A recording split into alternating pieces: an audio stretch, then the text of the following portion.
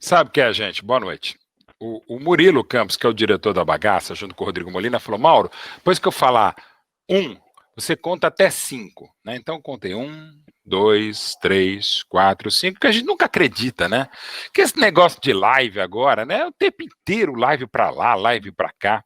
E o Sports Insights Talk Show, que acontece todas as segundas-feiras, até quando a gente não tem assunto, que não é o caso hoje, a partir das 19 horas, até umas 8h30, 8 e pouquinho, hoje tem o seguinte tema escolhido por esse abujanra que está aqui, que vocês estão vendo, que é o Fernando Fleury, que é o seguinte: tema, 2 pontos. O mundo do entretenimento em época de lives. Como será o novo show business? É até interessante, porque para alguma coisa de mercado corporativo, com marketing e tal, temos lives, é show business. Temos em 2 frases, 3 palavras em inglês, então estamos dentro da nossa média, e por isso que eu vou pedir tanto ao Maurício Reis quanto ao Jorge Alberto Reis. Maurício Reis é bom, Maurício Aires, quanto ao Jorge Alberto Reis, que eu preciso lembrar sempre que é Jorge Alberto Reis, não é José Alberto Reis, que é um grande cantor também, para deixar muito claro. Eu vou tentar não errar como normalmente eu erro, e por isso já vou jogar direto para o Fernando Fleury, que mais erra, mas ele pode, porque é o dono, nosso Abujan Ramor, para que ele faça as apresentações de praxe, dê os currículos e os CEOs, e sempre lembrando, por favor, Jorge Alberto Reis e Maurício Aires. Por favor, o currículo correto, tá? Para não haja problemas, senão o pessoal fala que é livre. Segue o jogo, vai com você, Fernando Fleury, é um prazer tê-los aqui. Boa noite, Mauro, boa noite, Maurício, boa noite, Jorge. Mais uma vez é muito bom estar com todos aqui. E hoje a gente vai fazer uma segunda-feira diferente, né? A gente que nas últimas semanas debateu bastante questões esportivas. Hoje a gente vai debater vai debater um pouquinho de esporte, obviamente, né? Mas a gente hoje vai passar a falar um pouquinho mais do show business. E já, apesar do esporte estar caracterizado como show business, a gente trouxe o Maurício Reis, que é da Live Pass, também presidente da Associação aí das Empresas Tiqueteiras, né, Maurício? E o Jorge Alberto, que foi fundador do Ingresso.com e hoje está numa das grandes empresas também do show business. Eu vou pedir, se o Maurício me permite, para o Jorge começar se apresentando, né, e falar um pouquinho da carreira dele. Obrigado, Fernando. Obrigado, Mauro, pelo convite. É uma honra estar aqui participando. Maurício, aí, prazer estar junto contigo. Maurício é um amigo de muitos anos. Pode falar quantos anos? Mas 20 anos, a gente tinha 15 na época. Pode. Como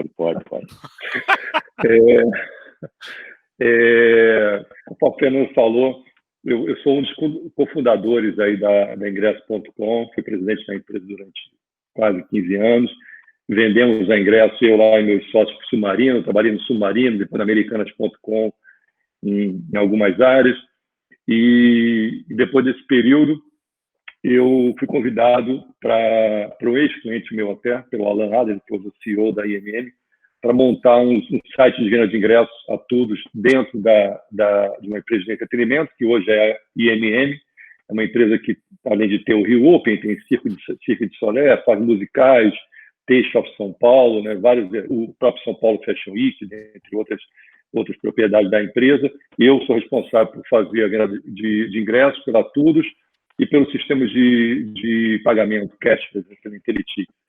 Tenho uma vida paralela, lícita, né? Eu tenho uma vida acadêmica. Eu tenho uma vida acadêmica que está um pouco... Eu fiz mestrado e doutorado. O doutorado foi aprovado na tese, tá, Mauro? Parabéns! Que não teve que voltar antes, maravilha. Aqui no Brasil, onde quer que seja, no Círio Rosário. Eu dei aula na PUC Rio e SPM durante mais de 15 anos. Parei uns anos atrás, mas é uma cachaça também. O Fleury curte da aula aí, é uma cachaça grande, pretendo voltar. Mas, enfim, na Tudos e na Ingresso, já fizemos na Ingresso Cinema, na Tudos Teatro, venda de shows, Paul McCartney, vários outros, Debocelli, vários grandes shows, bem diversificado. E o Maurício é um concorrente amigo, né? Na verdade, o Maurício a gente já se conhece há bastante tempo. A gente briga na concorrência lá, mas sempre se deu muito bem. E aí vai ser um prazer participar junto. É uma grande história aí para a gente poder debater vários assuntos sobre essa questão do mundo do entretenimento hoje, né? Que a gente tem grandes shows acontecendo no Brasil, ou melhor, não acontecendo no Brasil, pelo menos ao vivo, mas acontecendo com live. E o Maurício também, que também tem um histórico aí, não só de amizade de 20 anos com o Jorge, mas acredito eu também de trabalho, né, Maurício? Bastante, né? Bastante também. O Jorge é um amigo. Bom, primeiro eu quero agradecer o convite também, como Jorge, você, Fernando, o Mauro, acompanha o trabalho de vocês já há algum tempo. O Mauro, desde da Folha da Tarde, meu pai era um assinante lá da Folha da Tarde. Que legal, Maurício. Puxa vida, que bacana. E do jornal. Ele até hoje é um assinante do Agora, né? Que o Jornal da Que Tarde legal. virou Agora. Então eu acompanho a tua coluna lá desde muito tempo. Sempre gostei muito da tua maneira de escrever, de tratar o futebol com uma visão muito mais romântica, né? De um grande cronista e tal. Então acho que você é um jornalista que faz a gente como leitor esquecer um pouco o clubismo e acaba te sigo aí nas redes sociais, enfim. Então é um prazer estar aqui acompanhando e participando. Vamos tentar manter o altíssimo nível aqui da conversa, porque eu acompanho. Tira o Fleury, isso. Tira eu e o Mauro, então. Deixa só os dois. Fiquem à vontade mesmo, podem sair falando. Legal. Bom, gente, prometo que a parte mais chata, acho que aqui do papo vai ser falar sobre mim, vou ser bem breve. Eu estou há quase 20 anos aí na indústria de entretenimento. Comecei na Time for Fun, na época tinha outro nome, que é uma grande produtora aqui do Brasil, e ajudei a estruturar a área de venda de ingressos lá. Na época era a Ticketmaster, né, que é a maior ticketeira do planeta. Fiquei lá durante um bom tempo, foi a minha grande escola. Trabalhei em todas as áreas ali que estão diretamente relacionadas à produção do entretenimento ao vivo. E aí, há 11 anos atrás, eu saí de lá para criar uma empresa de venda de ingressos própria, junto com uma produtora de eventos chamada Move Concerts, que na época se chamava Mundo Entretenimento, que é um trabalho muito focado nos shows internacionais. Então a nossa experiência está muito mais em grandes turnês do que propriamente em shows pequenos, e também um pouco de produções musicais, de teatro, é a área que a gente sempre atuou. E de uns tempos para cá, já com a ajuda do Jorge, um grupo importante de pessoas que trabalham nesse setor, especificamente de venda de ingressos, a gente criou uma associação. Obviamente, as associações ou os movimentos de classe sempre surgem quando tem algum grande problema para resolver, né?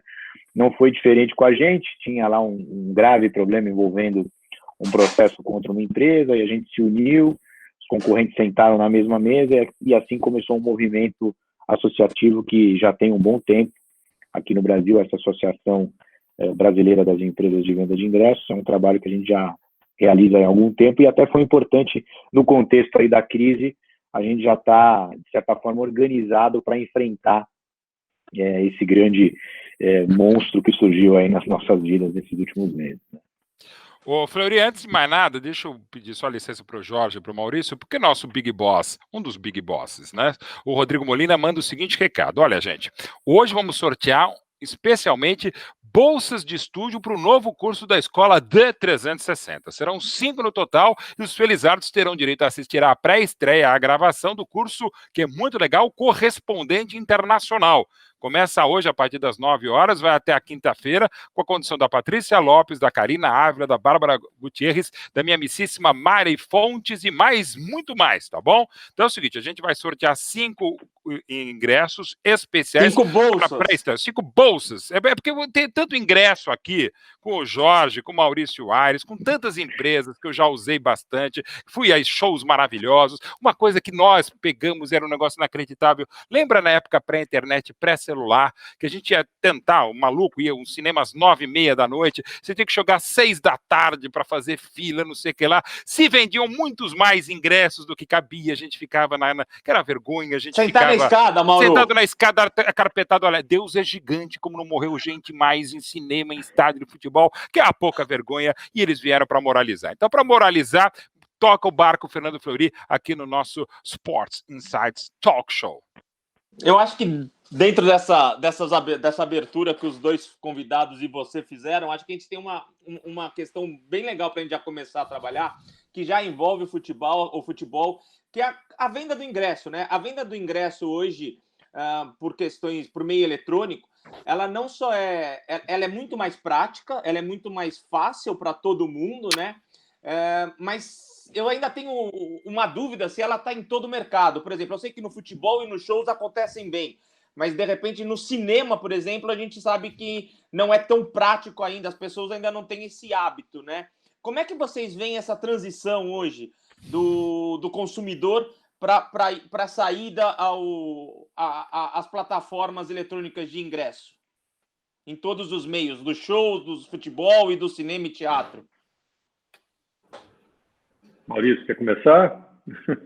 Bom, quero sim. Legal. Eu acho que o teu exemplo é ótimo, o cinema, porque ele ilustra uma realidade que a gente tem aqui no Brasil, né? Acho que diferencia basicamente o comportamento do consumidor de acordo com o tipo de conteúdo de entretenimento que ele vai consumir. Só para te trazer um dado real, aproximadamente 15% somente dos ingressos para o mercado de cinema são vendidos de forma online. Só? Quando você vai para os só 15%. Caraca, a gente aqui que vive, quando a gente vive em São Paulo, a gente tem, obviamente, uma metrópole como a nossa, nos empurra para esse comportamento de compra online. Mas quando a gente expande isso para o Brasil, né, um país continental, os números caem muito. E é normal no cinema, como ele tem uma taxa de ocupação frequentemente um pouco mais baixa do que de shows, né, você potencialmente deve encontrar um assento, exceto quando são blockbusters, lançamentos. Então, as pessoas arriscam mais aquela compra por impulso na bilheteria na hora, né? É uma compra que também é menos planejada, nem tanto, mas ela é menos planejada do que uma compra de um show, ou de um jogo de futebol, ou de um teatro. Mas isso serve para demonstrar o quanto tem potencial para crescer ainda no caso do cinema. Nos outros setores, pela média nacional, essa venda corresponde a 50%, mais ou menos, tá? Então, e ela vem crescendo absurdamente da mesma maneira que cresce o uso da tecnologia por todo mundo, ou seja, ela acompanha a transformação digital, a presença dos smartphones na nossa vida, quer dizer, não foge muito disso, mas ainda há potencial para crescimento no Brasil, ainda tem alguma resistência, como há para pessoas mesmo que consomem produtos online, né? Que muitas delas tiveram que acabar com esse preconceito, com essa resistência agora na pandemia, né? Porque todo mundo foi obrigado a consumir no varejo online, mas ainda tem potencial para crescimento, sem dúvida nenhuma. Na ingresso.com, quando nós começamos, a gente sentia nitidamente, nós lançamos o site em 2000, né? Já com impressão de ingresso em casa. A gente não tinha notícia na época de nenhuma impressão de ingresso em casa no mundo. Tanto é que os donos de cinema aqui no Brasil, eles iam para as feiras dos Estados Unidos e Europa, mostravam, aqui eu compro o ingresso, posso imprimir, você vai na bilheteria, vai na sala direto, e os próprios americanos na época, mas aqui a gente não tem, porque você tinha um voucher e pegava o ingresso na bilheteria. Mas, no início, a adesão não foi tão grande, né? Então, a gente percebia... Eu já não estou na ingresso faz alguns anos, né? Mas eu falo lá da fundação, porque eu participei também. A gente mudava de patamar de acordo com alguns grandes eventos. Então, o Festival de Cinema do Rio e a Mostra de Cinema de São Paulo, que nós sempre fizemos, nitidamente eram fenômenos que faziam com que o patamar de ingresso mudasse. A gente, em setembro, era setembro, Festival de Cinema do Rio, aqui era outubro, novembro, a mostra, que a gente fazia lá com o Leão Kakoff, lá na época com o Ademar. Passava o Festival de Cinema, mais pessoas passavam a conhecer a gente, passavam a comprar. Um outro fenômeno importante na ingresso também foi o lugar marcado, né? Porque poucos cinemas do Brasil tinham, né? Quase não tinham. O primeiro em escala que teve foi um shopping aqui em São Paulo. E quando mudou, existia uma certa resistência do próprio mercado em mudar, né? Porque lugar marcado, as pessoas, se não encontrarem um lugar do lado do outro, talvez não comprem. Quando o primeiro cinema aderiu, todos me ligavam, a gente quer mudar. E o lugar marcado realmente trouxe uma conveniência maior, né? Porque a gente lembra, você estava falando, né, Mauro? Você chegava na porta do cinema, ficava ali na fila, não ia ao banheiro, não comprava pipoca para poder sentar no lugar bom, né? Hoje, você já chega com o seu lugar comprado, né? Então, eu acho que tem um pouco a ver com esse movimento. A adesão tem muito a ver com a conveniência e com o valor que você traz, né? Quantas vezes também te corria numa bilheteria física para comprar um grande show?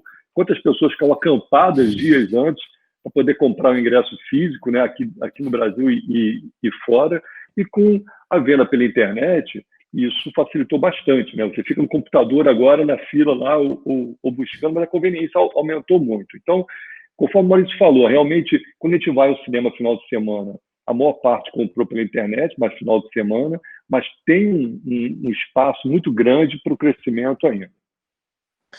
Eu imagino, até pelas análises que a gente vem fazendo hoje via minha agência, a gente percebe que essa questão do valor que você citou, do valor agregado, da comodidade, do conforto, está muito preso também ao porte do evento, né? E talvez o cinema, pela facilidade imagino eu que as grandes salas hoje elas estão alocadas em shopping, então elas acabam sendo uma compra por impulso, naquele sentido, eu já vou ter que ir para o shopping, na pior das hipóteses eu acabo simplesmente passeando, janto e não vou no cinema, né? Então, diferente de um grande show ou de um teatro, onde é um evento já mais pré-selecionado, no sentido de que existe um preparo do consumidor para isso. Mas o quanto também a questão da taxa de conveniência, que vem sendo bastante debatido no nosso mercado, não atrapalha isso, porque a taxa de conveniência, por mais que ela, na maioria das vezes, seja um percentual sobre o valor de ingresso, no cinema ela acaba tendo um reflexo muito grande quando a gente pensa nessa questão do conforto e da praticidade do nosso consumidor. Bom, legal, acho que eu vou... Quer complementar aí, Jorge? Não, eu acho que a questão da taxa de conveniência, se a gente for perceber, se você vai sábado à noite ao cinema, não compra o ingresso antes, paga o estacionamento do shopping e não consegue lugar, vai sair mais, pega o teu carro e vai para outro shopping, vai sair mais caro do que a taxa em si. Ou seja, a gente tem cada vez, pelo menos antes da pandemia, cada vez menos tempo para lazer, né? Hoje a gente não tem nenhum tempo para lazer, tudo fechado, mas menos tempo para lazer, e esse tempo a gente quer aproveitar ao máximo, né? Então, a conveniência de poder comprar em casa, todo o investimento que as empresas fazem, né?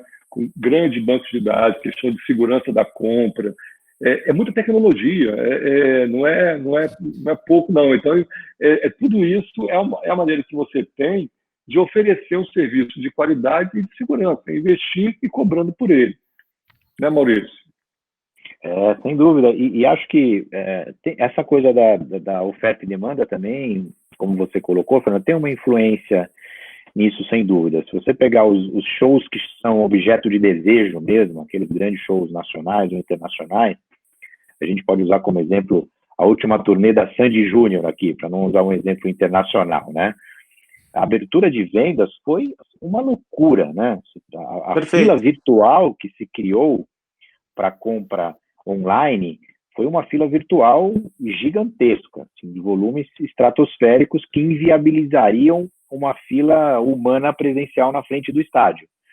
Então, eu acho que a adesão à taxa também está muito relacionada a essa comodidade, ao senso de urgência daquele determinado conteúdo. Eu quero ir, eu me disponho a comprar antecipado, mais rapidamente, com comodidade. Eu acho que isso é um fator também que acaba influenciando, ou seja, é a conveniência do custo-benefício mesmo, né? Obviamente, você vai ter shows que têm preços de ingressos mais altos, onde você vai ter um impacto maior dessa taxa, não há dúvida, mas, por outro lado, como ela muitas vezes é cobrada em percentual, né, sobre o valor do ingresso, você acaba, de certa maneira, cobrando mais caro daquele que compra um ingresso mais caro, né? Aquele que compra um ingresso mais barato acaba proporcionalmente pagando uma taxa mais baixa. Mas eu acho que a incerteza de você, ou melhor, a confiança que você tem de ter o ingresso no cinema, né, pela questão de taxas de ocupação, como você citou, eu vejo como muita similaridade, agora trazendo um pouco mais para dentro dos nossos debates atuais, o futebol, por exemplo, né? Quando você tem um estádio onde você sabe que a taxa de ocupação ela é em torno de 30%, 40% hoje do estádio, eu me sinto seguro, né? O meu risco é menor de ir. É diferente de um show de ir, eu digo, o meu risco é menor ao tentar ir e tentar comprar o ingresso na hora e não pagar essa taxa de conveniência. Em compensação, nos grandes shows, sejam nacionais ou internacionais. A gente pode aqui estar falando da Sandy Júnior, podemos estar falando do nosso Carnaval Paulista e do Carnaval Carioca, né? Podemos estar falando dos eventos que o Mauro transmite também, que formam-se filas para fugir da entrada do show, inclusive, né, Mauro? As pessoas, então, dão mais valor a essa taxa de conveniência. Em compensação, no cinema, as pessoas se sentem mais seguras do tipo, eu posso não ir. É como o teatro. O teatro, por mais que a gente consiga ver o quanto eu tenho de ingresso ali ainda disponível, o teatro, como é um programa já também mais preparado, as pessoas não querem perder o risco, que foi o que o Jorge falou, né? Eu não vou correr o risco de sair da minha casa com a minha esposa, com a minha família ou com quem quer que seja, para chegar no teatro e dar com os burros na água, né? No cinema, se eu der com os burros na água, eu tenho o que fazer. Então, eu acho que isso também pesa um pouco na hora da decisão do consumidor, né? Não sei se vocês concordam com essa avaliação. Sem dúvida, concordo. Acho que é muito por aí. É o conceito da compra programada, né? Quanto mais ela é programada, maior vai ser a adesão ao uso de um serviço de conveniência, não há dúvida. E essas plataformas de show, agora até a gente podendo bater bastante nesse assunto agora, com todas essas questões que a pandemia nos trouxe, né, questões negativas, infelizmente, ela também nos trouxe algumas questões que elas trazem um debate para a gente saber se elas vão ser positivas ou negativas para o nosso mercado de entretenimento, né? A semana passada a gente teve aqui o pessoal da Ambev, o Ricardo Dias, né? E também o André Acari, do nosso campeão de pôquer, e uma das coisas que a gente estava debatendo eram as grandes lives que a gente teve no futebol, mas obviamente que as grandes lives que aconteceram foram as lives de shows, né? Quando a gente teve recordes e recordes batidos. Como que vocês veem essas lives? E uma das coisas que me chamou muito a atenção, as lives que tentaram ser cobradas foram muito boicotadas pelo público, né? E isso é extremamente interessante, porque, no meu modo de entender, obviamente, o artista merece receber pelo show, seja ele presencial ou seja ele pela live, né? Como é que vocês veem essa transformação que a indústria está se vendo forçada a passar? Jorge, quer falar um pouquinho primeiro? Só para receber os mais velhos primeiro. Os menos jovens. Foi uma tsunami de lives, né? A gente começou. Hoje já tem uma lista de várias lives todos os dias de vários artistas, né? Na verdade, esse movimento de live, não sei se vocês concordam comigo, ele já começou alguns anos atrás, quando no YouTube ou nas redes sociais, várias pessoas, algumas mais importantes ou mais conhecidas do público geral e outras, né, recentemente mais conhecidas, começaram a falar sobre as suas vidas, suas profissões. Assim, é incrível e gerando um conteúdo de uma maneira descentralizada. Eu acho que a live ela acaba se apropriando muito dessa geração de conteúdos em rede, né, que a gente já percebe que vem aumentando dos anos para cá. Se a gente for observar alguns canais tradicionais em algumas áreas, a gente vê na área de moda, por exemplo, que a gente tem olhado um pouquinho, algumas youtubers têm milhões de seguidores, enquanto os tradicionais, né, não chegam a uma centena de milhares. É incrível como esse movimento já existia, e agora ele acabou se ampliando para a grande mídia porque o espaço, a pandemia proporcionou isso. Ou seja, a gente já tinha um ambiente de lives, de geração de conteúdo. Eu acho que agora também a gente tem uma coisa muito... os jovens assistem uma mídia ou um conteúdo gerado fora da grande mídia centralizada, né? Não só assistia, como gerava, isso é óbvio. Eu acho que isso agora se ampliou, né? Você colocou bem, eu acho que tem muita oferta, as pessoas acabam resistindo um pouco a pagar, pagam através de doações. Eu mesmo ontem assisti a live do Milton Nascimento, eu achei interessante até as próprias músicas, né? O público sugeriu, então você começa uma interatividade.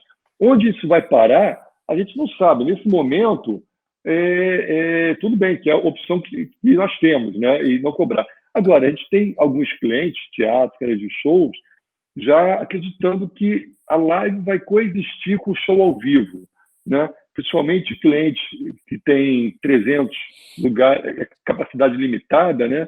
Você, às vezes, como o Blue Note de São Paulo, que é um cliente nosso, tem 300 lugares, um grande show esgota muito rápido. Então, eu acho que aí você tem espaço para vender em paralelo até o próprio ingresso, a gente está se preparando para isso.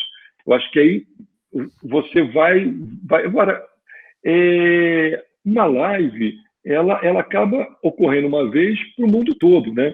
O show, quando você faz o show local, ele vai viajando de cidade em cidade. Então, você também, até que ponto você vai conseguir fazer várias lives do mesmo show, né? Já que o conteúdo é o mesmo, né? Agora, é interessante que eu brinco, que a gente está numa fase live 1.0, né?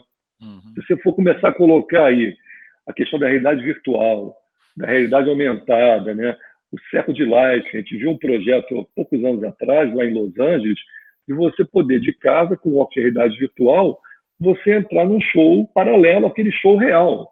O show está acontecendo em qualquer lugar do mundo, você entra naquele ambiente e você interage com as pessoas, porque hoje a interação na live ela é muito restrita ainda, fica vendo as pessoas comentando. Então, eu acho que eu não sei se isso vai acontecer ou não, mas eu acho que você já tem tecnologia, ou terá muito em breve, que as tecnologias vão permitir uma interação, uma imersão muito maior desse público que está em casa, que hoje é menos imersivo do que poderia ser, né? Você estar no show ao vivo lá é muito mais imersivo.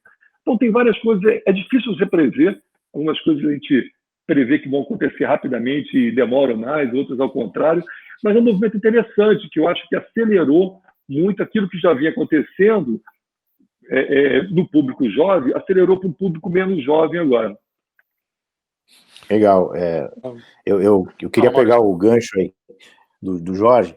Eu tenho lido bastante sobre esse assunto, acho um tema riquíssimo, né? A questão de como as lives vão, de alguma maneira, interferir naquilo que a gente tem como entretenimento ao vivo tradicional. E uma das coisas que eu li que me chamou bastante atenção foi de uma empresa americana chamada Bulldog Digital Media, cujo sócio proprietário é a maior autoridade em live streaming do mercado americano. Os clientes dessa empresa são só o YouTube, o Facebook, o LinkedIn, então acho que ele tem um pouco de propriedade para falar. E esse cara estava dizendo que os eventos eles precisam passar a ser reconhecidos como eventos trifásicos, vamos dizer assim, onde você tem um show presencial ao vivo que nunca vai deixar de acontecer, e ele deixa claro que o live streaming jamais vai substituir o ao vivo, e ele até pontuou uma coisa que a gente também já tinha conhecimento, a Live Nation, que é a maior produtora de eventos do mundo, dona da Ticketmaster americana, eles fizeram uma pesquisa, e uma das informações reveladas pelo consumidor é que 73% dos consumidores que assistem lives ficam com mais vontade de ver um show ao vivo. Isso parece meio óbvio, mas é um dado importante, né? Ou seja, ele não só ele estimula a ida para o show presencial, isso é uma ferramenta importante de comunicação. Então ele diz, olha, voltando para a teoria dos trifásicos, a primeira fase é a fase ou a camada do show ao vivo presencial. Ele vai acontecer e você vai fazer um live streaming dele, que é algo parecido com o que está acontecendo hoje, no entanto, com uma qualidade de produção muito mais refinada. É muito legal você ver uma live da Ivete Sangalo na cozinha dela de pijama uma vez. Você quer ver a Ivete montada, produzida, com uma luz bonita. É isso que a gente espera de um grande show. Então, a tendência, segundo esse pensador, ele diz o seguinte, olha, de fato, a primeira camada é o show ao vivo, junto com o live streaming. A segunda camada é você poder propagar ainda esse produto do live streaming por mais um tempo, até pela questão da diferença de fuso horário de um país para outro. Imagina um show da banda coreana Fenômeno lá, o BTS. No horário deles lá não vai funcionar funcionar aqui. Então, esse live, ele precisa ser extensível, né? Você precisa permitir que ele aconteça por um tempo um pouquinho maior. Quase uma rave.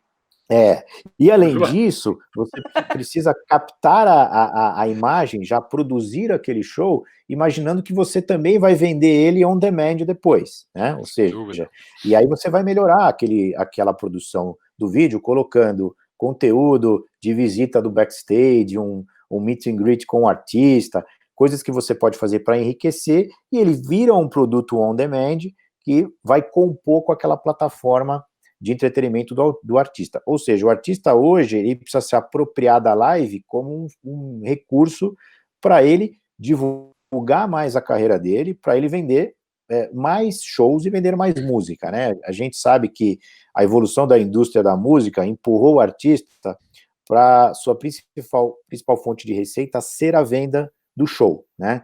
A gente que está já um pouco mais de tempo na estrada, que consumia disco de vinil, fita cassete, LP, CD, a gente viu isso acontecer, aí veio o fenômeno lá da Napster, veio a fase da pirataria, e finalmente vieram os serviços de streaming, né? Ou seja, hoje, artistas que ganham dinheiro vendendo música são pouquíssimos. Então, eles evoluíram para uma nova fonte de receita, que foram os shows. Os shows só ficaram melhores por causa disso, na minha opinião. Sorte nossa que tem melhor produto de entretenimento para consumir. Então, numa crise como essa crise que a gente está vivendo hoje, eu acho que a diferença essencial é que os artistas perceberam que eles precisam continuar encontrando uma maneira de monetizar o seu negócio, porque ele não vai fazer mais show presencial.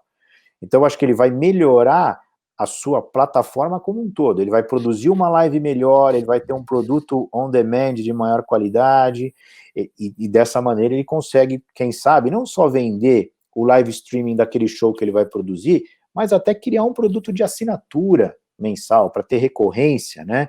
Ou, por que não, uma Netflix de show só, né? Com conteúdo premium, de qualidade, onde você interage com o artista, e se junto disso a tecnologia continuar evoluindo, como o Jorge colocou, né, na questão da realidade aumentada, da realidade virtual, imagine você em casa com um fone de ouvido, um óculos 3D, assistindo o show do artista que você mais gosta. Ah, mas isso não substitui o ao vivo? Não, nunca vai substituir, mas acho que ele pode compor, né? Dependendo da sua localização geográfica, pode ser um excelente programa você ver uma live. O que eu acho que vai mudar essencialmente é a qualidade do conteúdo que você vai produzir em live. Tá lindo hoje, é bacana você ver lá um artista sentado na casa dele, com uma luz improvisada, e tem funcionado muito legal. Bebendo com moderação sempre, principalmente nas lives sertanejas, um espetáculo, super, né? Super. Mas eu acho que essa transformação digital, o Jorge colocou bem, ela foi acelerada nesse momento de pandemia. Acho que isso aconteceria de qualquer maneira, mas nos forçou, nós, o mercado como um todo, especialmente os artistas, a se reinventarem um pouco, né? Assim, tem uma listinha de palavras aqui que a gente tem que falar na nossa reunião, senão não vai funcionar. Claro. Resiliência, novo normal, Boa. reinventar. Novo normal. Perfeito, Senão, Maurício. Perfeito. Tem alguma coisa errada. E tem que falar também agora no mercado editorial, que é um pouco mais a minha praia, tem que xingar o leitor. Você é foda, vai tomar no cu, né? Porque hoje o sucesso editorial, foda-se! Mãe, vai pra puta que é isso, né? Virou mais ou menos isso. Daqui a live tá mais ou menos a mesma coisa que a gente tá na live sertaneja, dos caras, né? Enfim, a gente tem. E aquela coisa, gente, quando a televisão começou em setembro de 50, não acabou o rádio como se imaginava. E nem, inclusive.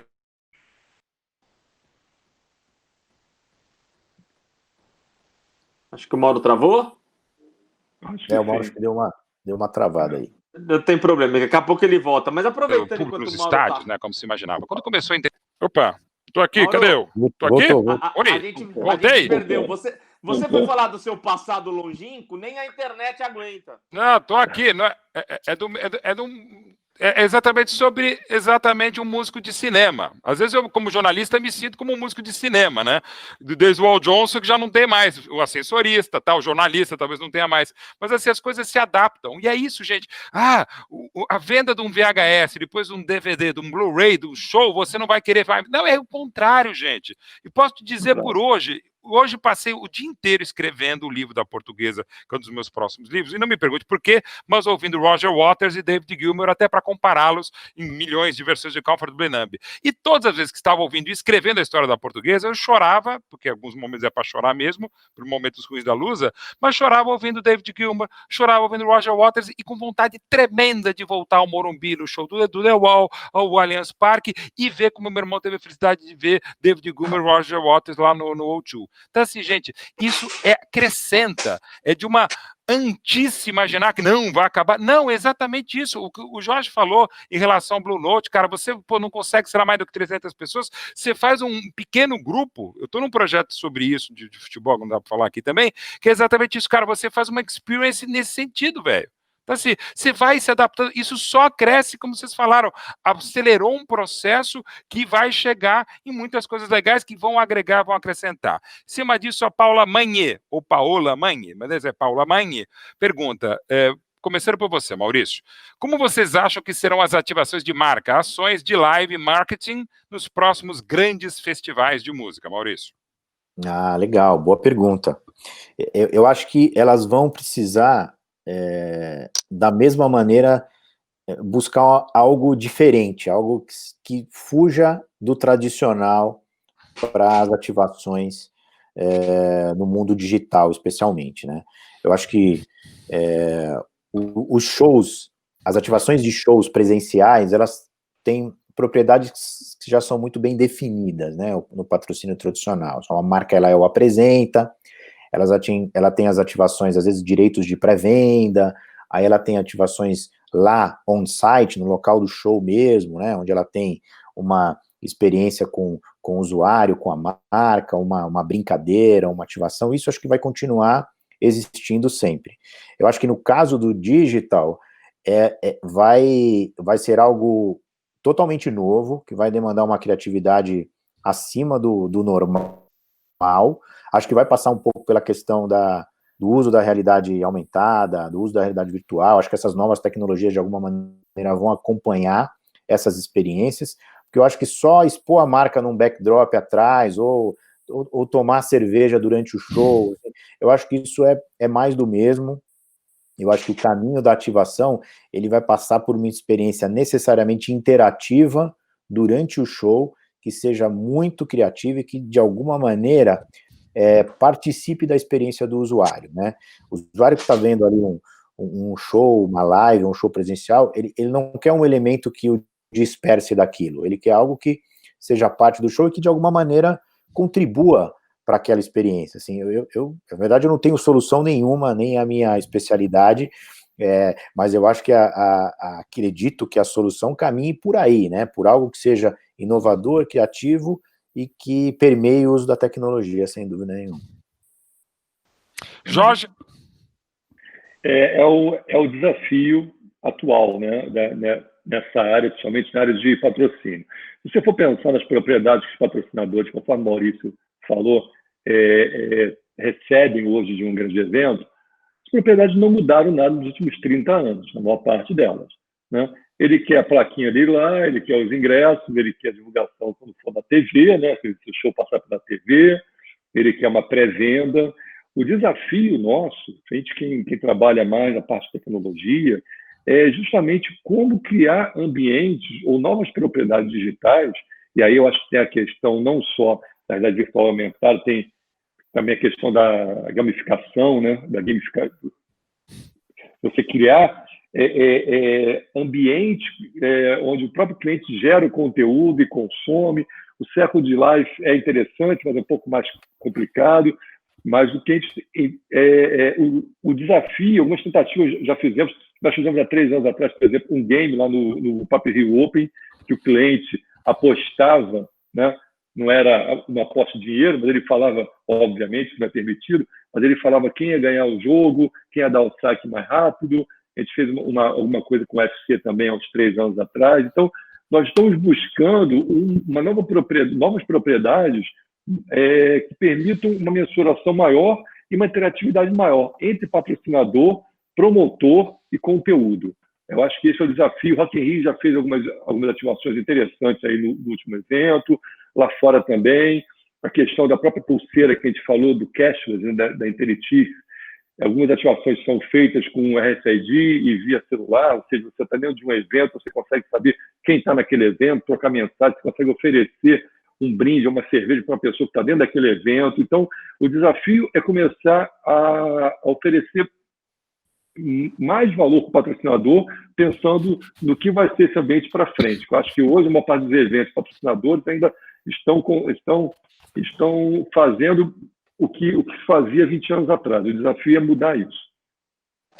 O Jorge Eu tenho Maurício, uma história boa. fica até pra... Desculpa. Opa, pode trazer. Fala, Maurício.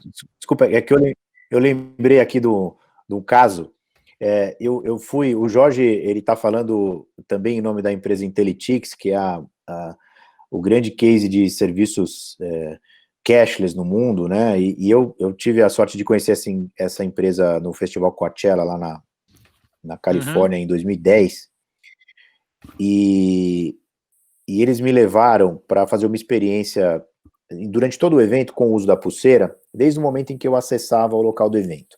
Então, eu acessei o evento, passei lá no controle de acesso, fiz um check-in com a pulseira, e aí peguei uma bebida, usei a pulseira, e tinha uma questão curiosa, porque no banheiro, ali no famoso mictório do banheiro, tinha uma telinha na frente de plasma pequenininha, o LCD pequenininha, e você aproximava a sua pulseira e participava de um quiz ali, alguma coisa, que você concorria a algo e todo mundo fazia isso. E quando eu terminei esse tour e voltei para o escritório do Serge, que é uma pessoa que o Jorge conhece bem, ele disse assim: agora eu vou te mostrar o valor que tem esse dado que você ajudou a gente a gerar aqui. Por quê? No ano que vem, o produtor desse evento, né, do Coachella, quando ele for tentar renovar o patrocínio dele, ele vai dizer para o patrocinador da cerveja que, olha, você sabia que, em média, homens entre 35 e 45 anos bebem 4 cervejas e vão 9 vezes no banheiro durante esse evento? Então, quer dizer, aí ele vende o patrocínio do banheiro, ele vende o patrocínio da cerveja, ele melhora a experiência do usuário, a telinha. Por quê? Porque ele está gerando informação de qualidade. Eu acho que o digital, ele traz essa vantagem para a gente. E aí, voltando para a pergunta original sobre as ativações e patrocínios, eu acho que as soluções vão passar por aí. Quanto mais informação a gente tiver, melhor a gente vai qualificar a audiência e gerar informação valiosa para o consumidor, para o produtor e para o patrocinador. Acho que você quer falar, Jorge? Não, é exatamente isso. O Maurício vendeu melhor a Interitix do que eu mesmo. Tudo em tempo real também. Além de você ter as informações depois, né, tudo para fazer vários cruzamentos, você pode fazer ofertas no momento. Digamos que tá mais frio, eu estou vendo menos cerveja. Eu posso enviar uma promoção naquele momento, dando um desconto de cerveja, ou 2, comprar 1, ou ao contrário. Então, você acaba interagindo com o teu cliente dentro e o cliente podendo interagir com outro cliente. Isso lá fora já é feito em alguns eventos. Então, é uma comunidade que você cria dentro daquele ambiente real, né? Uma comunidade virtual se cria dentro do ambiente real. Então, isso vira uma propriedade com muita força para potenciar patrocinadores. Aproveitando esse gancho de vocês, a gente aqui no Brasil, eu trabalho com dados o dia inteiro, né, análise de dados para gerar conhecimento, e eu vejo uma coisa bastante interessante, que é o distanciamento que nós temos entre o mundo, apesar da gente aqui no Brasil tentar considerar o futebol como entretenimento, né, e tentar vender o futebol como entretenimento. Esse sábado eu estava dando aula e eu até brinquei com meus alunos, eu falei para eles assim, ok, futebol é entretenimento, então pensem o seguinte, um programa de Dia dos Namorados. Vocês conseguem imaginar futebol e jantar ou teatro e jantar? Né? Porque se a gente vende como entretenimento, essa é a plataforma que a gente está colocando o futebol. Né? E aí, obviamente, que ninguém conseguia ver. E a gente estava falando de uma turma de 55 pessoas que já trabalham nesse mercado. Então, eu vejo o mundo, e obviamente que a gente ainda está fazendo muita coisa. As áreas de marketing dos times de futebol, eu encaro eles como excelentes profissionais.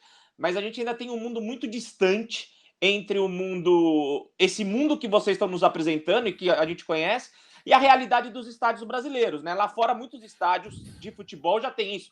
A NBA hoje você tem isso, na NFL você tem isso, né? Por que esse distanciamento e essa paridade toda vocês acreditam que a gente tem hoje aqui no cenário nacional?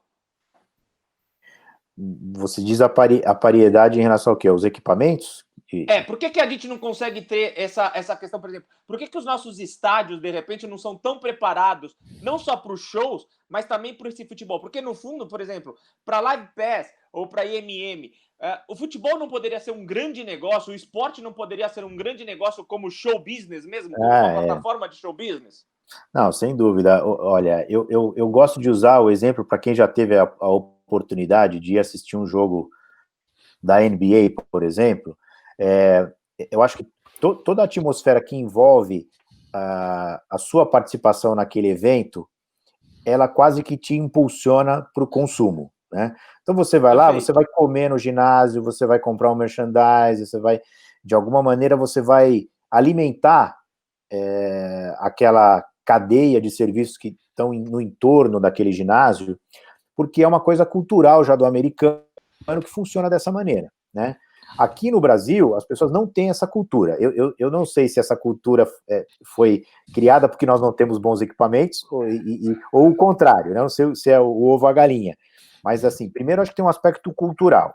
Segundo, é difícil fazer essa conta fechar, né? Se você olha hoje a experiência de ir num estádio de futebol, vamos usar o melhor exemplo, que é o Allianz Parque, para tudo, né? O Allianz Parque para show é um equipamento que não deixa a desejar a nenhum estádio do mundo inteiro, nenhum.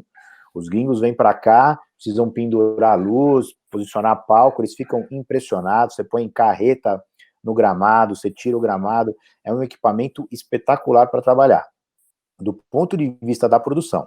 Do ponto de vista do consumidor, a experiência, ela ainda não é a ideal, porque alimentos e bebidas não são oferecidos, eu acho, como serviço ideal, né? Eu estou falando de shows, hein? Acho que do futebol é mais complicado ainda, né? Porque está também diretamente relacionado ao perfil daquele que consome o futebol. Essa pessoa se dispõe a ir para um estádio e gastar mais 50, 100 reais para comer, às vezes ele não tem o dinheiro para isso, ele só tem o dinheiro para o ingresso, então acho que o serviço acompanha um pouco o perfil do usuário.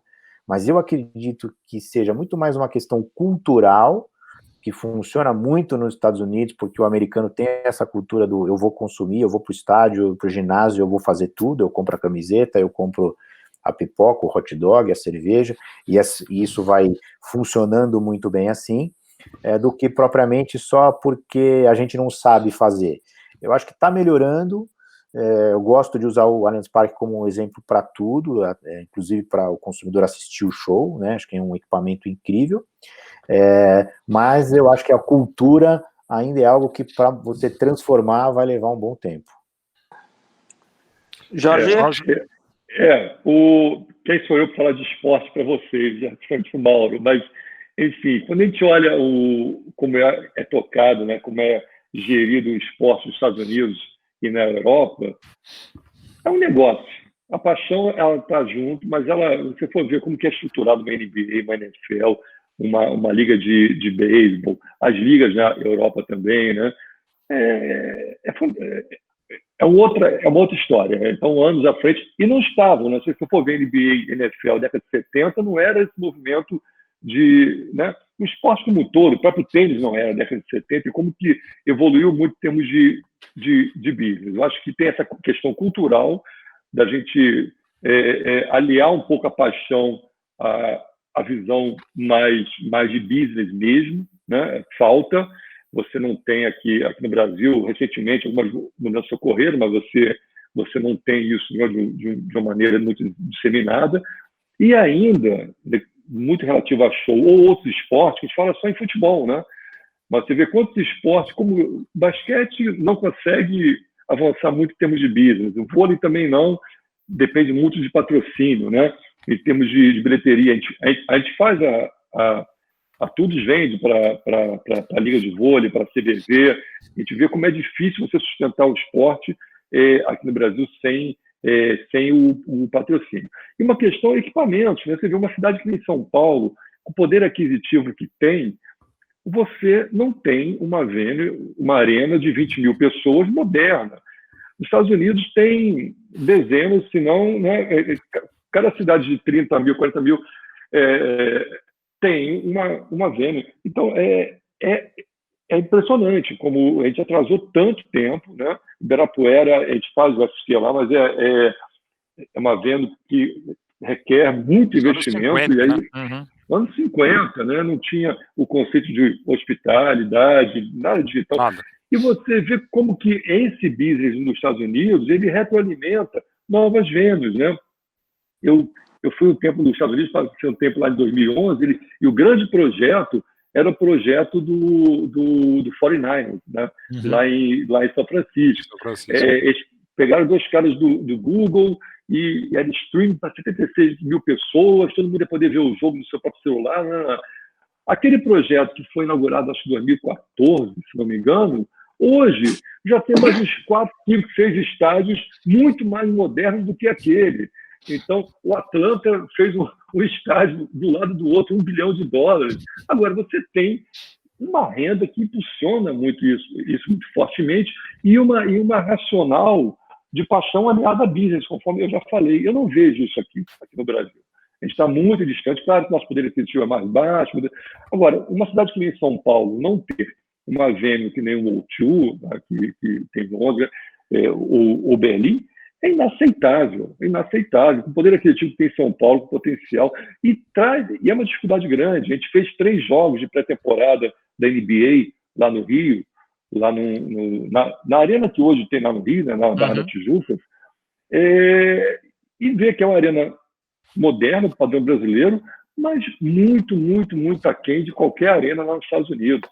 Então, a gente precisa investir, precisa ter uma visão de business maior, o patrocínio se aliar um pouco mais a isso, e a criação de arenas mais modernas que permitam que a gente consiga vender hospitalidade. O Maurício deu um exemplo muito bom. O Allianz você vende camarote, hospitalidade, os estádios de futebol também. Vai vender hospitalidade no Ibirapuera? Não tem como. Não tem como se operar isso. Então, chove, tem goteira.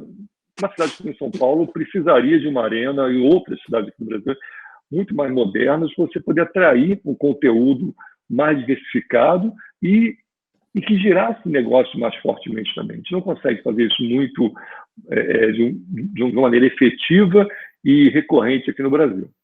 Até porque quando a gente faz coisa nova, a gente faz coisa talvez em lugar que tenha cabimento literalmente, tanta gente, um investimento muito caro, e você faz mais elefante branco do que qualquer outra coisa. Falando claro, em estádios, nem sempre são multiuso. Um dos grandes erros para mim da Arena Corinthians é não ser um estádio multiuso.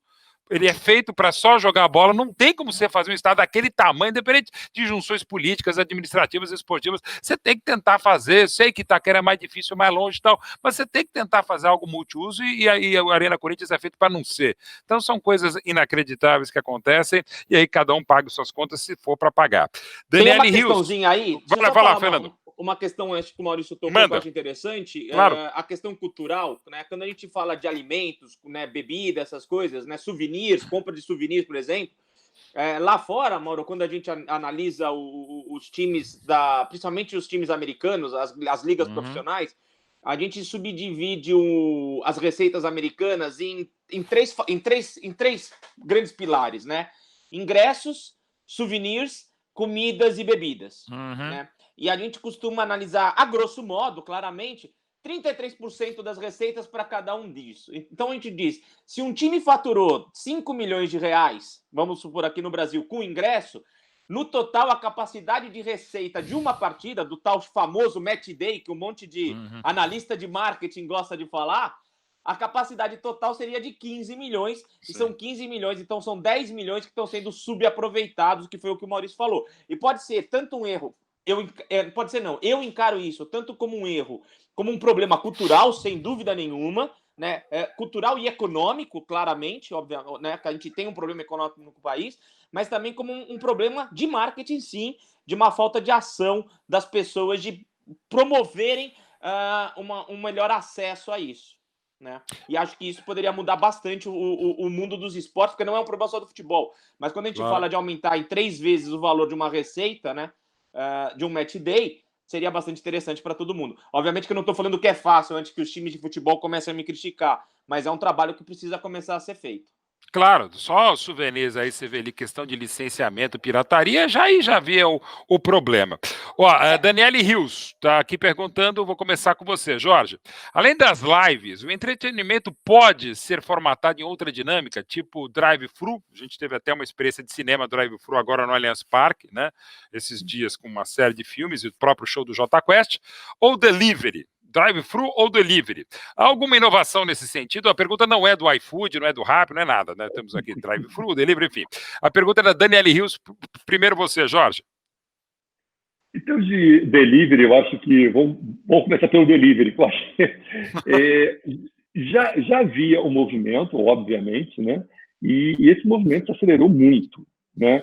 As empresas todas estão surfando muito bem nessa onda, conforme as empresas também, mesmo empresas que tinham ambientes virtuais para reuniões, para lives, também as ações estão disparando lá fora, né? O Zoom é um exemplo.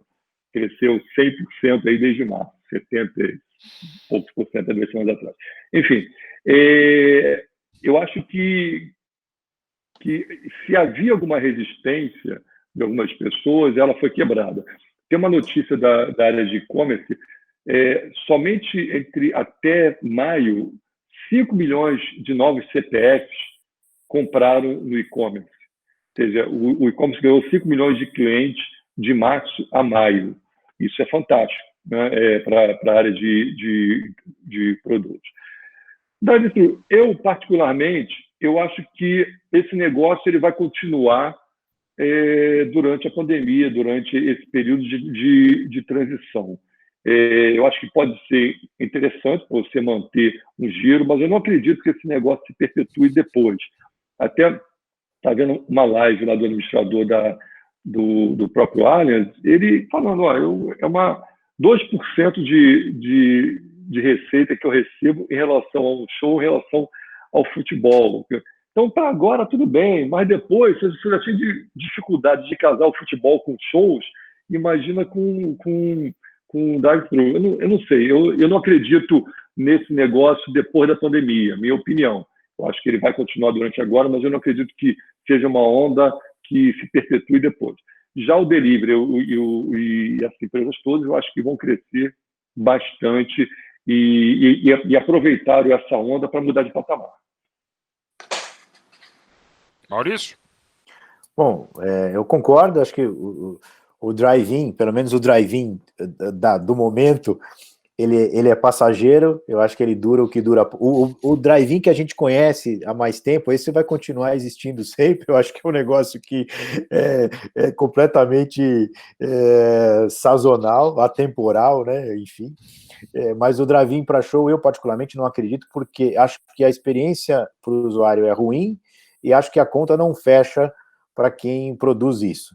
Então, não tem como dar certo. No momento, acho que ele cumpre mais um papel social, de alguma maneira, ajudar as pessoas a terem algum tipo de entretenimento, fazer com que os artistas tenham oportunidade também de produzir shows, de manter o seu trabalho em evidência, mas como negócio eu não vejo nenhuma chance dele perpetuar. Eu acho que o drive-in para shows é algo que dura o que dura a pandemia. Agora, quanto tempo isso vai durar, eu não faço a mínima ideia. Bom, é que a gente não sabe absolutamente nada. Em cima disso, o Fernando Fleury. Aproveitando, vamos pegar esse gancho, né? Apesar de a gente não saber quanto tempo vai durar, o mundo do futebol já está se preparando para voltar ativa, né? O Rio já teve jogo, o Rio já quer pôr público no estádio, São Paulo, e não estou nem discutindo aqui se a gente concorda ou não, né? São Paulo se preparava para voltar, o Campeonato Brasileiro também quer começar em agosto. E o mundo o nosso mundo aqui do show business, como é que o show business está se preparando para voltar com seus protocolos? Como é que vocês aí na associação estão vendo isso, Maurício, Jorge, como é que vocês estão se preparando? Porque eu vejo também duas questões, além desses protocolos, será que os artistas vão querer vir para o Brasil, agora que nós não somos mais nem bem recebidos mundo afora? Pois é, né? Acho o desafio é grande, né? Primeiro falando do internacional, isso já está acontecendo, né? A maioria dos shows, se não todos, estão sendo adiados ou para o finalzinho desse ano ou para o primeiro trimestre do ano que vem, porque na verdade acho que nem só uma questão de confiança ou desconfiança em relação à situação do Brasil, mas porque todo mundo precisou reprogramar suas agendas, né? Esses artistas estavam em turnê nos Estados Unidos ou Europa, e por conta da pandemia lá primeiro, depois aqui, precisaram reorganizar suas agendas, e a gente foi empurrado para frente. Isso aconteceu naturalmente. Então, acho que a vantagem que a gente tem quando a gente analisa o comportamento do show internacional é que, como eles estão na nossa frente, nós vamos poder aprender com eles, né? Acho que as experiências e protocolos que eles estão desenvolvendo lá vão servir como base para a gente, pelo menos, não cometer erros grotescos aqui. Mas no mercado nacional, por os eventos grandes, pequenos, em locais fechados ou abertos, a gente começou um trabalho junto ao governo do estado para tentar construir um plano de retomada. Esse plano levava em consideração vários pilares, né, entre eles que tipo de evento a gente está falando. Então você tem que segmentar e tratar os eventos de maneira diferente, né? Não dá para você colocar protocolo de teatro igual a protocolo de show de estádio, não tem nada a ver uma coisa com a outra. Segunda coisa é que tempo é esse, né? Em que timing eu volto para um e que timing eu volto para outro, né? E aí, enfim, a conversa foi evoluindo bastante, a tal ponto de chegarmos a algumas práticas que são as mínimas necessárias para você conseguir dividir essa retomada em fases, né? Então, vou pegar o exemplo de um teatro, que eu acho que é o mais fácil da gente ilustrar. Os teatros, por terem assentos numerados, muito provavelmente, você numa primeira fase vai vender assentos separados, então você vai ter algum tipo de distanciamento entre os assentos, as pessoas vão ser obrigadas a assistir o espetáculo de máscara, vão provavelmente passar por uma medição de temperatura no acesso, vão ter em vários lugares a distribuição ali de álcool gel. Então acho que os protocolos básicos, mínimos essenciais para você assistir uma peça de teatro.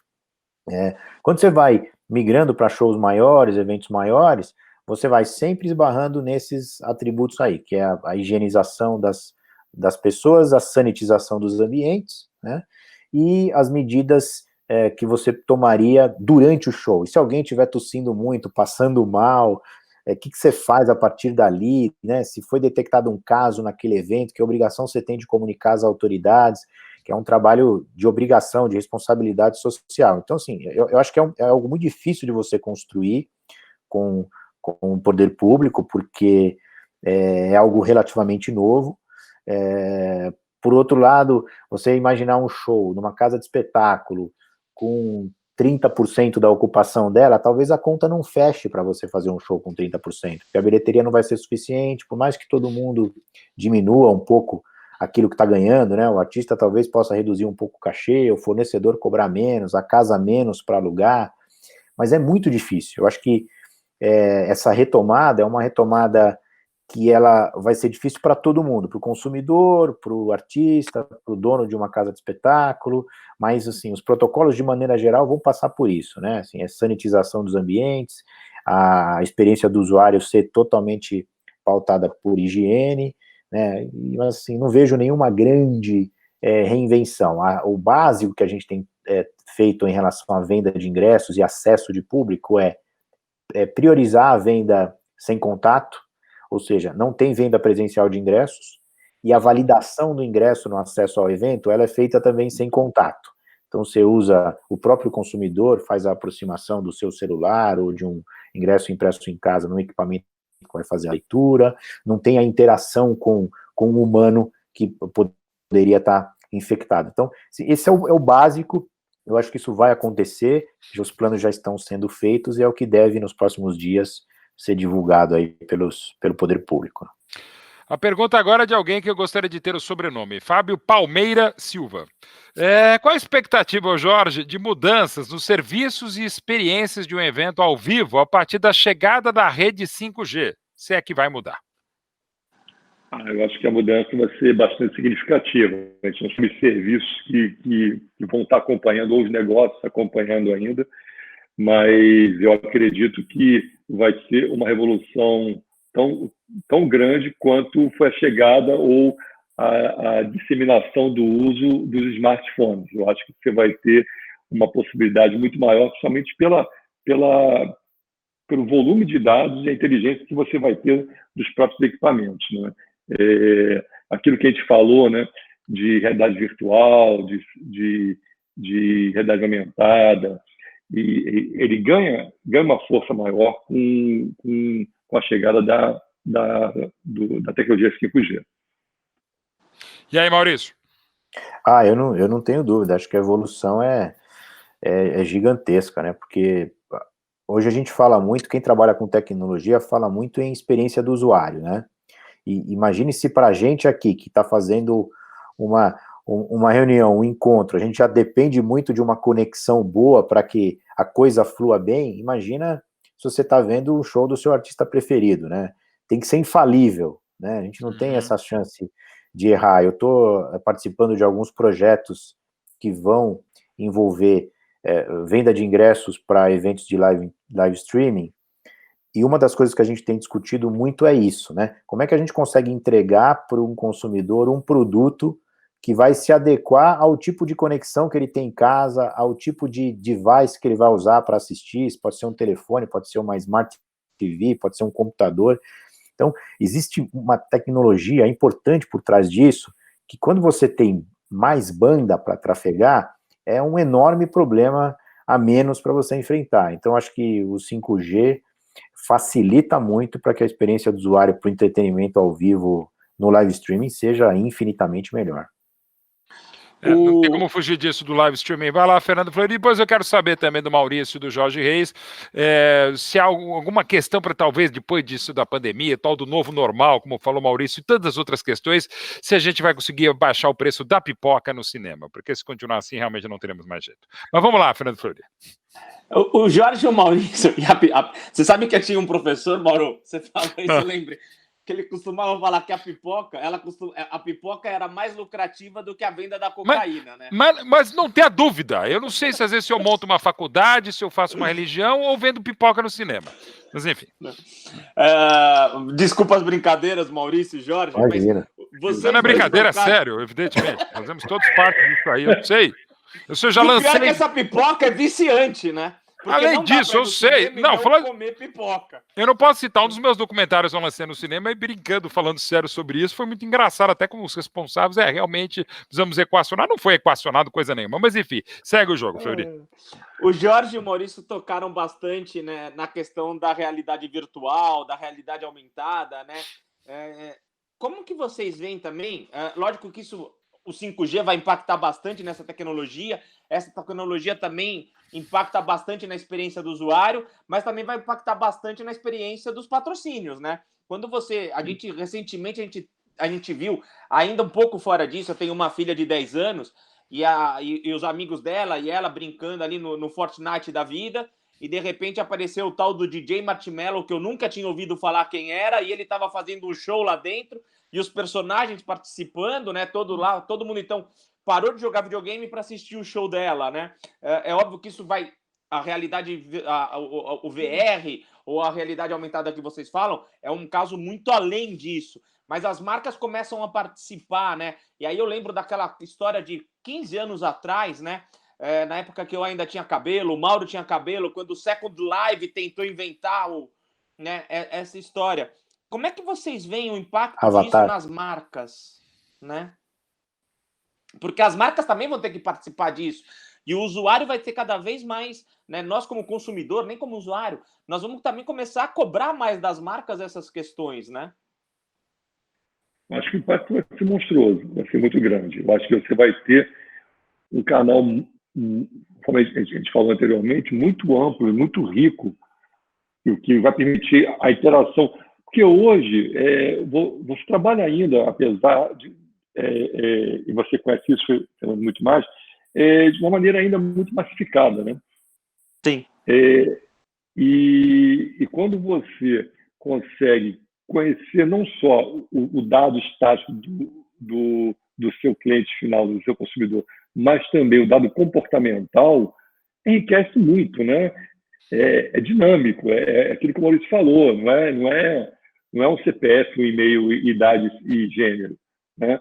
Você está falando o que ele consome, quando ele consome, de que maneira. Então você vai conseguir, por um lado, te perde muita privacidade, essa outra questão sendo tratada também aí, mas, por outro lado, enriquece muito a interação que os patrocinadores poderão ter com esse cliente final, Você falou da privacidade, né? E a gente aqui no mundo da tecnologia, quando a gente está falando de análise de dados, claro que dentro da questão da LGPD, seguindo todas as regras, mas uma das brincadeiras que a gente faz é que provavelmente com 12 perguntas eu vou saber de vocês mais do que vocês sabem sobre vocês mesmos, né? E esse é um perigo muito sério nessa questão. Por isso que estar com empresas que entendam do assunto, ter todo esse cuidado, né? Mas como é que você vê isso, Maurício? Essa questão das empresas, dos patrocínios, dessa relação com as marcas?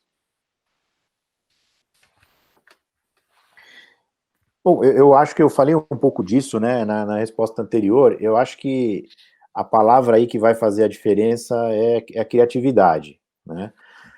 Eu acho que hoje, se você pegar a geração dessa molecada que está chegando agora para experimentar o entretenimento ao vivo, eles têm uma capacidade de fazer várias coisas conjuntamente, né, no computador, num game, na televisão, do que a minha geração teve, né? É quase insuportável essa capacidade, né? É impressionante, né? Assim, a velocidade, né, com que isso acontece é brutal. Então, eu acho que o que vai determinar que você vai conseguir, de alguma maneira, reter esse usuário atento àquele conteúdo que você está produzindo é a criatividade, né? De que maneira você vai conseguir ser criativo para que a mensagem da marca seja passada, atraindo a atenção do usuário e fazendo com que ele participe daquilo, né? Ou seja, é uma missão bem difícil, né? Especialmente em tempos de TikTok, né? Eu sou pai de 2 meninas, então vocês podem imaginar a presença do TikTok na minha vida hoje. É música ou maquiagem que elas gostam?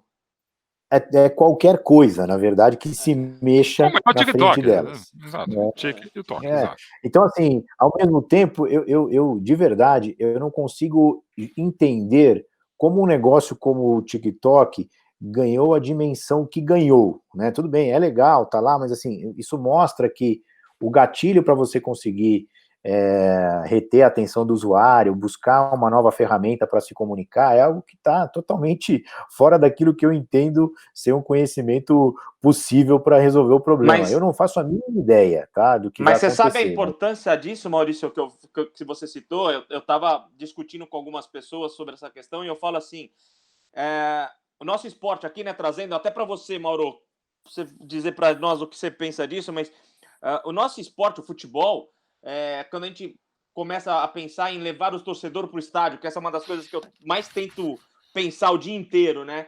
E fico pensando nessa geração da sua filha, da minha filha, que está acostumada a ver programas na hora que ela quer, como ela quer, e principalmente programas curtos. Nenhum programa que ela assiste dura mais do que 15 a 20 minutos. Então você imagina como vai ser para nós, a dificuldade que vai ser levarmos esses futuros torcedores, consumidores de esporte, para um campo de futebol aonde a maior emoção pode nem chegar a acontecer.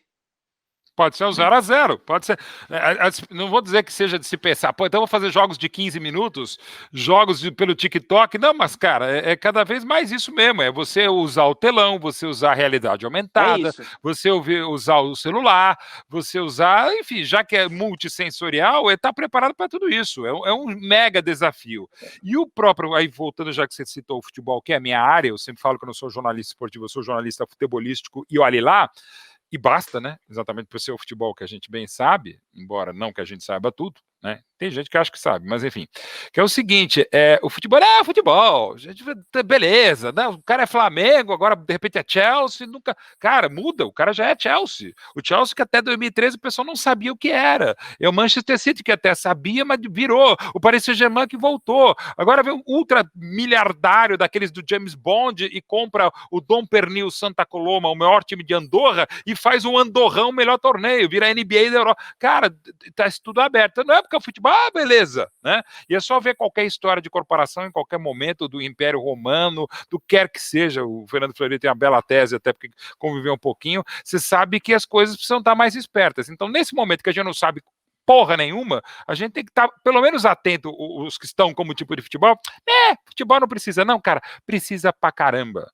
Inclusive essa autoalimentação que a gente falou do esportes, do PES que eu comento, do FIFA, do concorrente, cara, de repente o cara que realmente, tipo nós, não jogamos nada, eu vou ser um campeão do PES, velho, eu vou ser um campeão do FIFA. E vira o jogo. Só ressaltar que a minha tese, como a do Jorge, foi defendida, tá? Muito bem, sempre lembra, eu concordo plenamente, exatamente. E aprovada, defendida e aprovada. E melhor ainda também, né? E pelo menos defendida, né?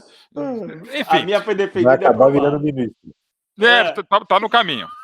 Tá no caminho. Mas já que os nossos convidados não quiseram falar do preço da pipoca, Mauro, a gente podia falar do preço da meia entrada, né? Opa, que também é fundamental, não tem dúvida. A gente podia... Ou de repente lançar meia pipoca, que tal? Também, fazer o preço de meia pipoca. Meia entrada não tem meia entrada, mas tem meia pipoca. Pronto que já dá. Enfim, isso. Se vocês permitirem, eu voltar só um pouquinho... Por favor, Jorge. Eu acho que a questão de... Você deu o exemplo Maurício deu o exemplo das filhas, né, do TikTok. É um público também, esse público mais jovem, a gente também, que está menos acostumado a ser passivo. Quer interagir mais... Que em alguns momentos é protagonista também em alguma rede social, seja no Instagram, TikTok. Então, como você atrair esse público para um evento real, onde de alguma forma você tem algum ambiente virtual através do qual ele possa ser um protagonista. Então, a gente já pensou algumas coisas, a gente está tentando implementar, mas se você vota durante a semana quem vai marcar o gol, você ganha, e de que maneira você ganha alguma coisa. Então você pode criar uma plataforma que ela não vai se esgotar só ali no jogo. A plataforma do antes e depois. Você cria uma interatividade. Então, essa seria uma propriedade interessante, porque você está falando com esse cliente final, né, com esse teu consumidor, o tempo todo. Criar várias maneiras. Isso na NBA já tem, né? Os games, você entra no estádio, ele te manda um upgrade na hora de outro lugar, se você quiser pagar, como é no Warriors, né? Você compra o ingresso mais barato, você passa pelo portão, ele te manda, mais $20 você pode sentar em tal lugar.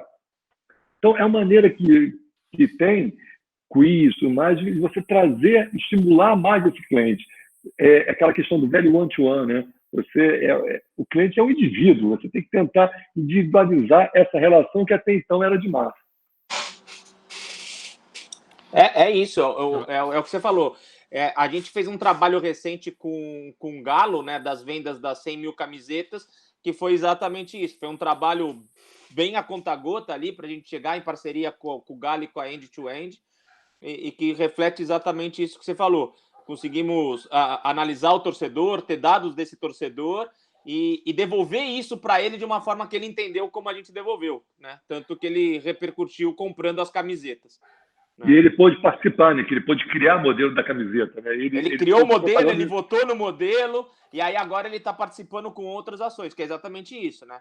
Ele protagonizou em algum momento. Né? Hoje eu concordo com você, hoje essa geração ela é uma geração protagonista, e ela tem um outro problema, que foi uma vez que a gente discutiu, né, Mauro, com o pessoal da BBL aqui, do eSport, que ela é uma geração também que não tem muito... Ela está acostumada com tudo aconteça na hora, né? Claro. Então, e isso é um sério problema, porque ela não está acostumada... Não é que nem a nossa geração, que tinha aquela coisa assim, eu vou jantar depois da novela das 7, porque às 8 começa o Jornal Nacional e às 8h30 entra a novela, né? A gente era todo... Eu lembro que quando eu era criança, meus horários de acordar, levantar, dormir, era tudo baseado no horário da TV Globo.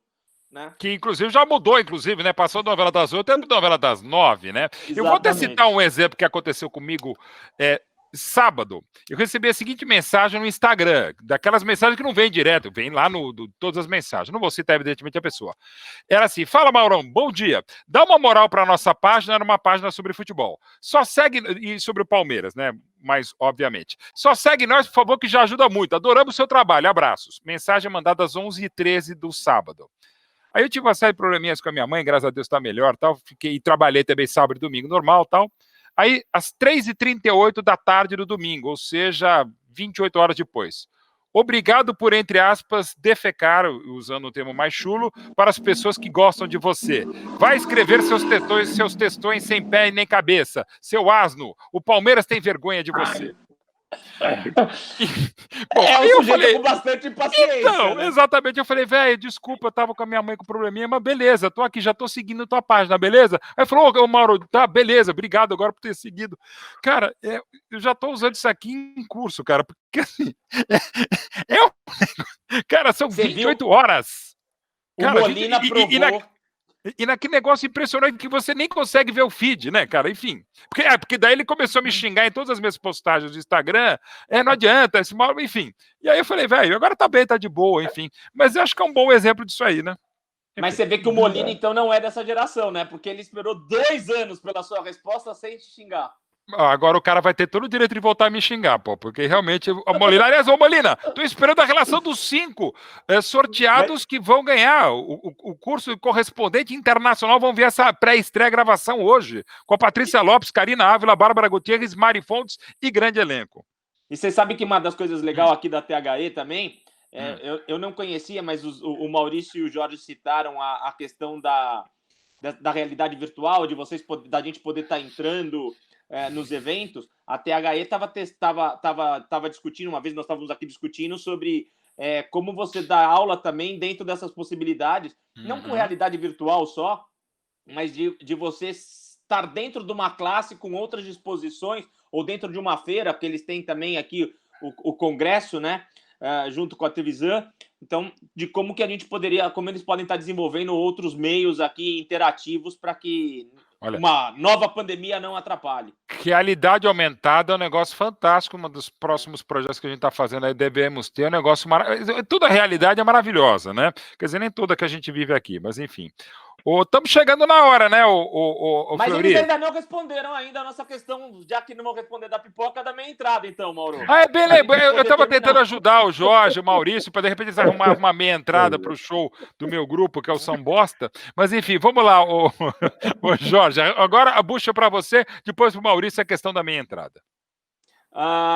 Maurício e Jorge, a gente sabe que a meia entrada aqui no Brasil ela é um conceito legal e que claramente ela ajuda muita gente e ao mesmo tempo ela acaba criando um processo, assim, a obrigatoriedade dificulta na questão do preço, porque nós temos um sistema que facilita a falsificação, né? E esse custo, no fim, quem paga somos todos nós que não somos estudantes, né? Como é esse processo de meia entrada? Como é que vocês podem estar fazendo para que, de repente... Porque isso acaba impactando. Um show que a gente tem hoje custando R$600, na verdade ele está custando R$600 porque o preço mínimo dele podia ser 300, partindo do princípio que todo mundo paga meia entrada, por exemplo, né? Como é que vocês veem isso? Como isso afeta a lucratividade e a roda do show business? Legal. Eu vou começar falando aqui, tá, Jorge? Primeiro, eu acho que tem que contextualizar a minha entrada, né? A essência da lei, ela tem a melhor das intenções, né? Você, de alguma maneira, facilitar o acesso à cultura para pessoas que estão no determinado momento da vida, estudantes que deveriam ter facilidade de acesso a preços mais acessíveis, né? Com perdão aqui da redundância. Então, a essência da lei é ótima, e a gente tem o maior respeito por ela. Porém, como você já disse, a regulamentação é mal feita, porque ela gera ônus para o produtor cultural e não dá nenhuma contrapartida para ele. Ou seja, é o produtor cultural que paga essa conta. E aí não tem mágica, a única coisa que ele faz é uma conta matemática para que o evento dele seja viável, ele acaba compensando o preço, e todos pagamos por essa diferença de meia entrada. Ao mesmo tempo, acho que vale dizer que resolver o problema da meia entrada é algo relativamente simples, porque hoje, se você criar um documento único de estudante, que está ligado a uma base de dados do MEC, que pode ser consultado no momento da venda por todas as empresas de venda de ingressos, ou no momento da venda, ou no acesso ao evento, você não tem mais problema. Então, o que acontece? Não existe uma base única integrada com o MEC, e existe um elemento político no meio dessa confusão toda, né? Porque, na verdade, as entidades estudantis no Brasil, historicamente, estão ligadas a movimento de esquerda, isso, por sua vez, cria algum tipo de dificuldade do governo para dar seguimento, do governo atual, para dar seguimento a esse assunto. O governo tentou, inclusive, fazer um novo documento de estudante, mas a coisa não avançou. Então tem uma confusão política que ela só atrapalha, como atrapalha na grande maioria dos casos, a pandemia nos prova isso, né?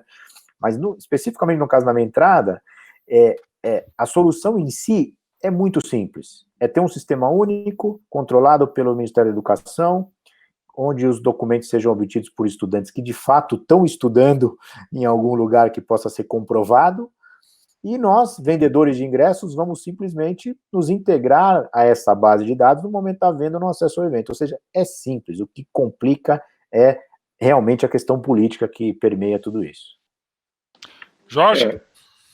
E a questão política também, Maurício, que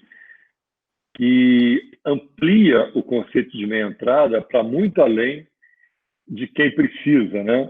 Então, a gente teve recentemente um projeto de lei aí, se não me engano, no Senado Federal, você doa sangue e você tem direito à meia entrada. Não que a gente não queira, que a sociedade não deva estimular a doação de sangue, que é muito importante, mas associar isso ao direito de meia entrada, fora diversas legislações municipais, estaduais, o tempo todo a gente recebe notícias de algum município, algum estado, legislando para estender o direito de meia entrada, não só ao estudante, mas em algumas outras categorias, por uma questão simplesmente política, né? E por isso que a regulamentação e a automatização desse processo se torna importante. Se bem que, né, é difícil também, Maurício, a gente, no jogo de futebol, por exemplo, ou num grande evento, tem essa dificuldade também de você conferir essa meia entrada na entrada do evento, né? A gente já trabalhou em alguns grandes eventos e futebol também, as pessoas ficam do lado de fora conversando, bebendo, na hora de entrar, né, você tem meia hora para verificar a meia entrada e é inviável. Então, e isso prejudica, e acaba que o produtor, ele põe isso no preço. Eu vou ter um percentual tanto aqui de meia entrada, muitas vezes o produtor fala para não conferir na entrada, que não dá, que é até perigoso em alguns eventos, está recebendo 60 mil pessoas no estádio, vai conferir meia entrada, trava, filho e tudo mais. Então, eu acho que é uma questão de como você realmente regulamentar, não só na venda, como no acesso, e também como não ampliar isso para várias outras categorias, além dos estudantes, que acabam tendo direito por uma questão política aí, que vereadores estaduais e federais acabam utilizando a meia entrada como uma ferramenta política. O Maracanã é ainda pior, né? Desculpa, Mauro, porque o Maracanã não é nem meia entrada, né? Mas o Maracanã tem ingresso de graça para metade da população, né? Os quadros móveis do Maracanã, né? São realmente móveis, assim, é um Louvre de quadros móveis, e o Pacaembu também tem, mas enfim, segue o jogo. É para ter a última pergunta aqui do César Sbrig, começando por você, e já agradecendo demais, Jorge. O César Sbrig pergunta para você: vocês acreditam que a falta de documentação padronizada no Brasil atrapalha ou onera a operação de ticketing? Outros países como Chile e Argentina utilizam os documentos oficiais como ingresso. Primeiro você, Jorge, depois o Maurício. Eu não entendi a pergunta. Como que... Vocês acreditam que a falta de documentação padronizada no Brasil, acho que RG, CNH, carteirinha do Clube do Mickey e tal, atrapalham e oneram a operação de ticketing? Outros países como Chile e Argentina utilizam os documentos oficiais como ingresso. A gente tem, aqui no Brasil, o CPF é nacional, né? Uhum. Já eu não vejo muita dificuldade em relação a uma carência de um documento nacional para legitimar e para facilitar isso. A gente já fez uma operação alguns anos atrás, por exemplo, no México, de venda de ingressos para cinema. Lá não tem CPF e não tem documento único fiscal. Uhum. Ou seja, não tem como você identificar o cliente. Então, eu não vejo isso como um problema do Brasil, não. Acho que até a gente, não sei se Maurício discorda, tem algo a acrescentar, mas a gente tem outros problemas de fraude, né, de cartão de crédito e tudo mais, que a gente luta o tempo todo por isso, mas eu acho que no Brasil, pelo que eu vejo, o CPF como chave única, né, do cliente, ele traz um conforto de identificação. O que você acha, Maurício? Eu acho que talvez o que esteja por trás da pergunta, desculpa, eu esqueci o nome da pessoa, acho que Gabriel. César. É que quando você personaliza o ingresso, você de alguma maneira minimiza o problema do cambismo, né? Isso acontece não só no futebol, mas nos shows também. E lá fora, principalmente nos Estados Unidos, os ingressos já estão começando a ser muito mais personalizados, né? Ou seja, o ingresso ele é nominal, pessoal e intransferível. E quando você faz essa transferência, ele acaba perdendo validade. A Live Pass, a minha empresa tem um projeto agora novo que a gente implementou, que a gente vai mandar o ingresso para o usuário. Ele é um QR Code, na verdade, que só vai ser habilitado algumas horas antes do evento, porque aí ele não pode revender aquele ingresso para ninguém, porque é um problema que a gente tem aqui hoje, né? A pessoa compra, revende, e esses ingressos são vendidos em plataformas de mercado secundário a preços exorbitantes, né? Todos vocês já devem ter visto algo parecido. Isso vale para show, para futebol, para qualquer coisa.